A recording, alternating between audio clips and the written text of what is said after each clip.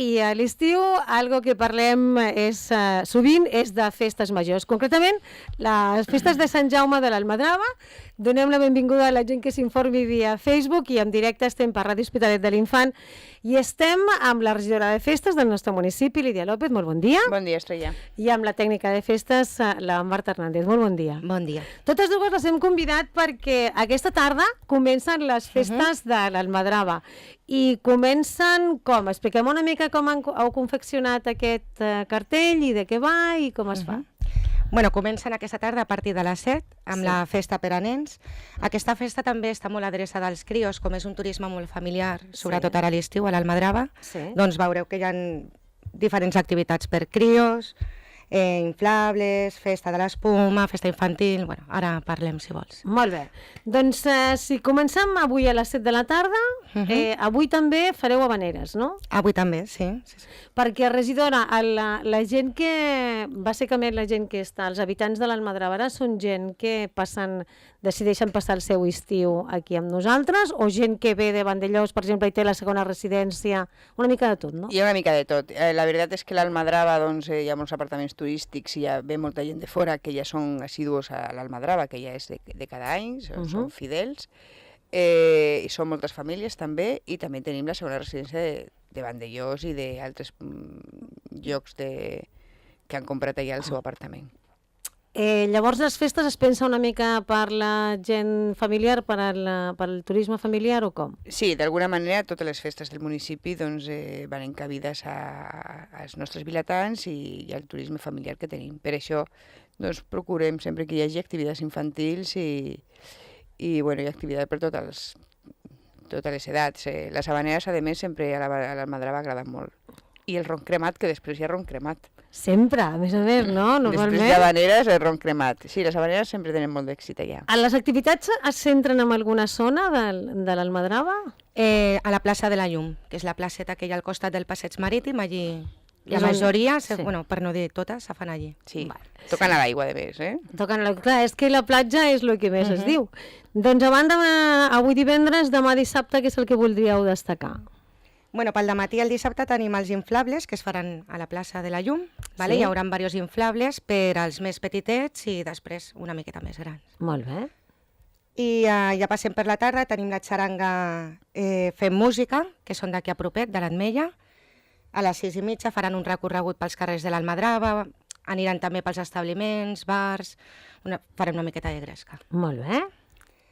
I a les 8 tenim la sardinada, que és un dels actes que té més èxit. Sí, la sardinada popular. Ho fa Cuina Querol, que ho fan bastant bé, i és gratuïta. Molt bé.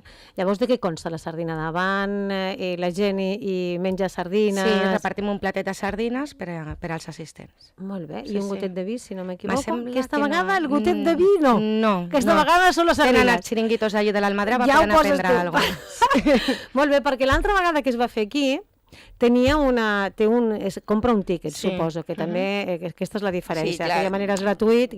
També és cert que la gent que hi ha a l'Almadrava no és la gent que hi ha... La quantitat de gent. La quantitat de gent, allà és relativament poques sardines que s'han de fer, evidentment, aquí eren moltes. I el tema de la beguda, bueno, doncs anem a donar també beguda, que la gent de... A donar vida. A donar vida als xiringuitos d'allà de l'Almadrava i que la beguda la reparten per als xiringuitos. Molt bé.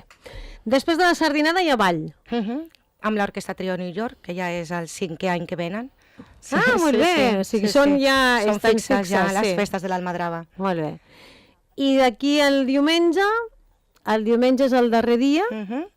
També tenim pel dematí per als nens la festa de l'espuma de colors, que es va fer també l'any passat i va tindre molt d'èxit, i aquest any hem volgut repetir. Molt bé, fantàstic.